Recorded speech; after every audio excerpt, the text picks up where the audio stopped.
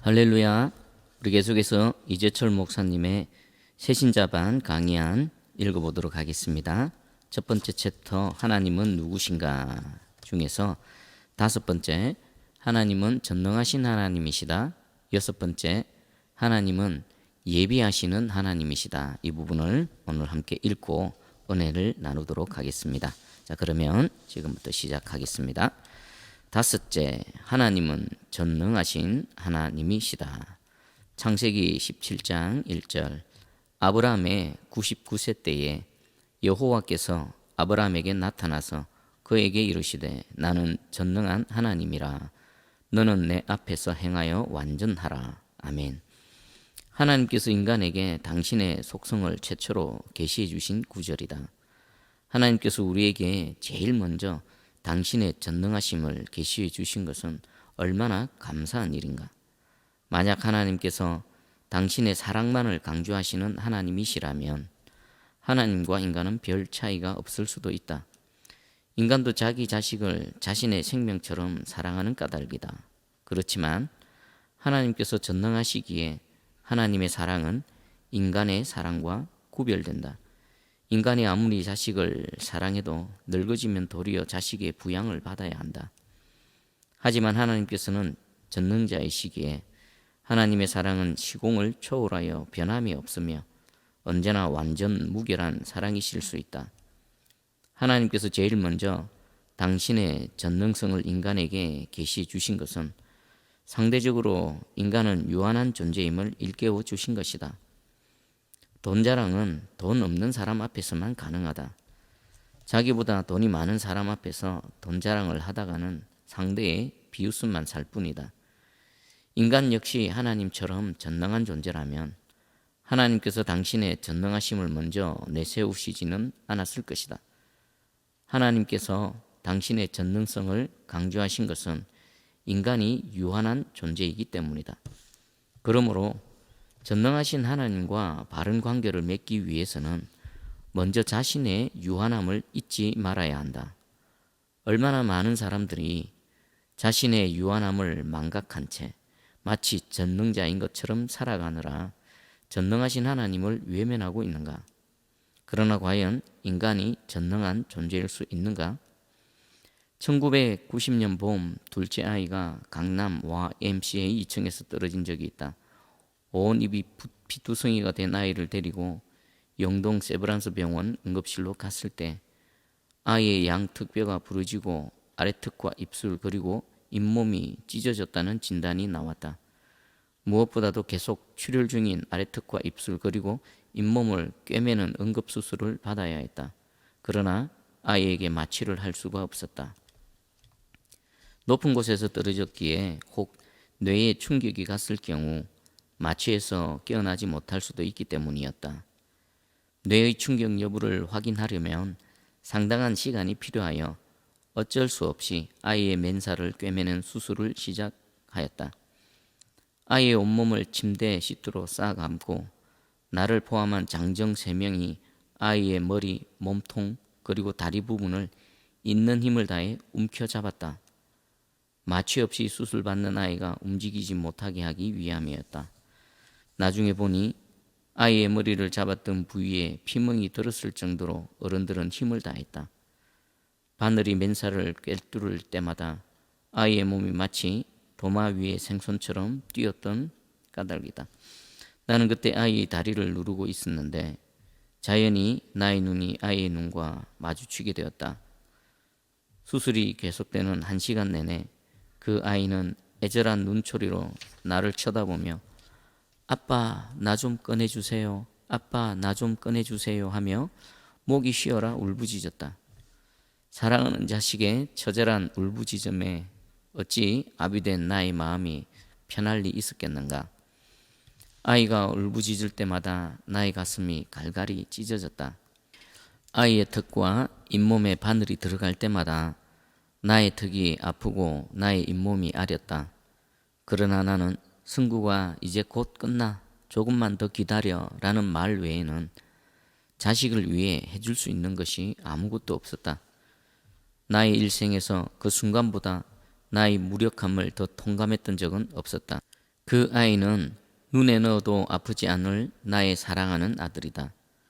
그 아이가 태어나던 날 나는 얼마나 감격했는지 모른다.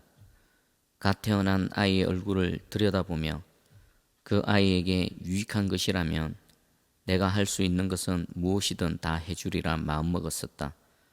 그러나 그 아이가 나의 도움을 가장 절실하게 요청했을 때 1시간이나 지속된 마취 없는 수술의 고통으로부터 그 아이를 구해낼 방도가 내게는 전혀 없었다. 참으로 인간은 무력하고 유한한 존재다. 모든 것을 다 할 수 있을 것 같으나 가장 중요한 것은 실은 아무것도 하지 못한다. 사랑하는 자식이 위급함에 빠졌을 때 그의 구원자가 될 수 없음은 차치하더라도 자신의 생명과 직결된 물 한 방울, 공기 한 모금도 만들지 못한다. 이처럼 무력하고 무능하며 유한한 인간에게 전능하신 하나님께서 친히 아버지 되어 주신다는 것은 얼마나 기쁜 소식인가. 전능하시다 함은 하지 못하시는 것이 하나도 없다는 말이다. 우리는 우리 아버지 되시는 하나님의 그 전능성을 힘입어 인간의 모든 유한함을 뛰어넘게 된다. 그렇다면 하나님의 전능하심은 어디서 가장 구체적으로 드러나는가? 보석을 뿌린 듯 수많은 별들이 빛나는 밤하늘에서인가? 아니면 끝도 없이 펼쳐진 신비스러운 바다 속에서인가? 그 모든 것 역시 하나님의 전능성을 아낌없이 드러내고 있음은 분명하다. 그러나 하나님의 전능성은 나 같은 죄인을 살리시고 새 사람이 되게 하셨다는 데 가장 극명하게 드러난다. 이 세상에서 가장 큰 기적이 있다면 나 같은 죄인이 구원받았다는 것이요, 그것은 하나님의 전능성이 이룬 기적 중에 기적이다. 이 세상 그 누구도 모르지만 나 자신만은 내가 얼마나 흉측한 삶을 살아왔는지 너무나도 잘 알고 있다. 나는 나의 추악한 과거에 대한 가장 확실한 증인이다. 하나님의 전능하심이 아니었던들 나는 그 과거로부터 결코 목사가 될 수 없었을 것이다. 하나님께서 영원한 죽음의 구렁텅이로부터 사망과 죄의 노예인 그대를 구원해 내셨다. 어떻게 그런 불가능한 일이 가능할 수 있었는가? 두말할 것도 없이 그분께서 전능하신 하나님이시기 때문이다. 영원한 죽음으로부터 그대를 살려내실 정도로 전능하신 하나님이시라면 하나님께서 당신의 전능하심으로 살려내신 그대의 일평생 또한 책임져 주시지 않겠는가? 그래서 하나님께서 그대에게 이렇게 말씀하고 계신다. 나는 전능한 하나님이라 너는 내 앞에서 행하여 완전하라. 아멘.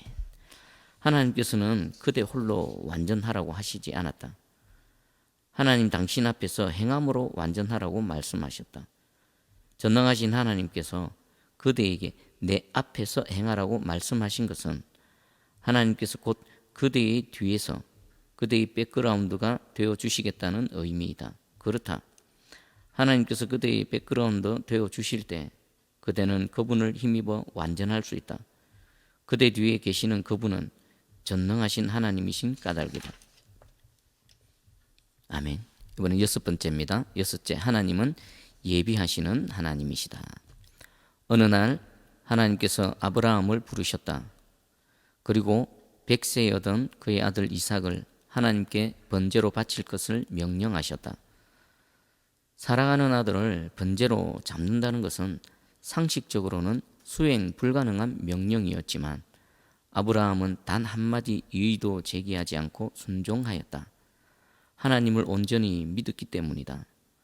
아브라함은 하나님께서 가나안 땅을 그의 아들 이삭에게 주신다고 약속하셨으므로 어떤 경우에도 이삭을 죽이지 않으시리라는 것과 설령 이삭이 죽는다 해도 하나님께서 당신의 약속을 위해 반드시 다시 살려주시리라는 것을 굳게 믿었다.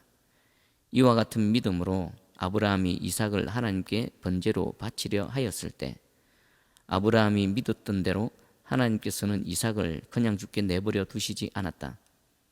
하나님께서 이삭 대신 제물로 쓰일 양을 이미 그곳에 예비해 두셨던 것이다. 그 사실을 확인하는 순간 아브라함은 다음과 같이 고백하였다. 창세기 22장 13절에서 14절 말씀. 아브라함이 눈을 들어 살펴본즉 한 숫양이 뒤에 있는데 뿔이 숯불에 걸려 있는지라. 아브라함이 가서 그 숫양을 가져다가 아들을 대신하여 번제로 드렸더라. 아브라함이 그 땅 이름을 여호와 이레라 하였으므로 오늘날까지 사람들이 이르기를 여호와의 산에서 준비되리라 하더라. 아멘. 여호와 이레란 여호와 하나님께서 준비하고 예비하신다는 의미이다. 사글세방에 사는 부부도 해산달이 가까워지면 태어날 자식을 위해 기저귀며 옷가지 등을 미리 준비하기 마련이다. 또 자식이 장성하여 홍기가 가까워지면 정성껏 혼숙감을 준비하기도 한다. 적어도 정상적인 부모라면 이것이 인지상정이다. 하물며 그대를 창조하신 창조주 하나님, 그대를 죽음의 구렁텅이에서 살려내시고 구원해 주신 전능자 하나님, 그 하나님께서 어찌 그대를 위해 그대에게 필요한 모든 것을 미리 준비하고 예비하시지 않겠는가? 나의 지난 삶 속에서 여호와 이레 하나님께서 나를 위해 예비해 주신 것들이 얼마나 많고도 아름다웠던지는 믿음의 글들 나의 고백을 통해 상세하게 밝힌 바 있다. 그러나 어찌 그뿐이랴.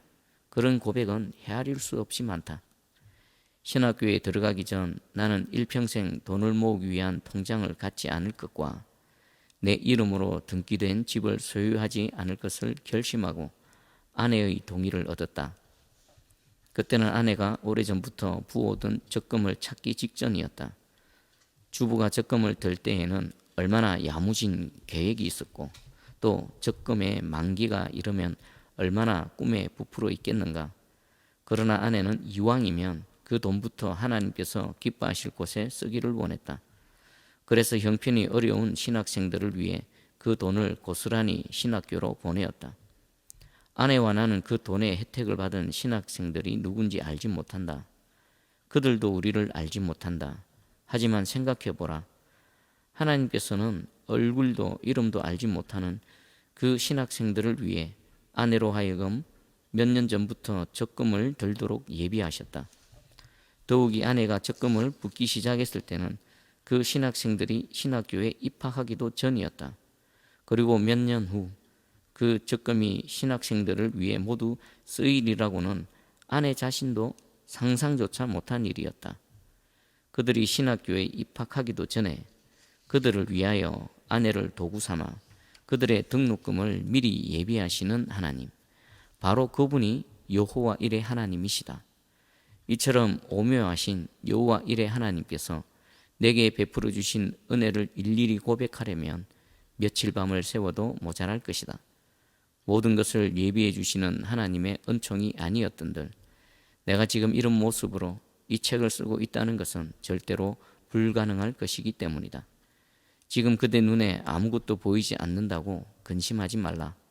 현재 그대 손에 잡힌 것이 없음으로 인해 절망하지도 말라.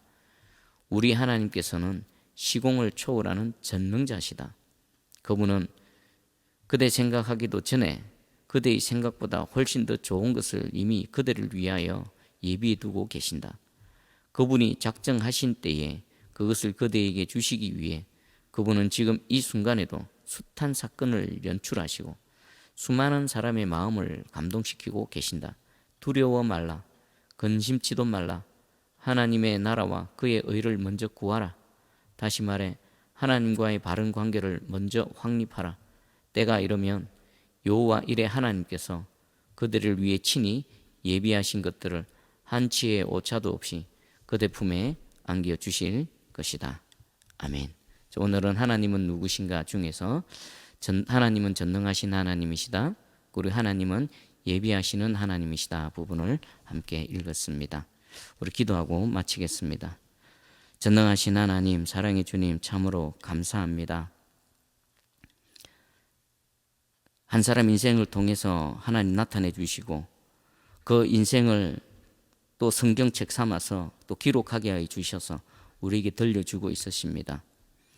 하나님은 전능하신 하나님이십니다. 우리를 사랑하실 뿐만 아니라 모든 것에 있어서 능치 못하심이 없는 위대하신 하나님이십니다. 그분이 우리 아버지 되심을 진심으로 감사드리며 진심으로 하나님 앞에 영광을 올려드립니다.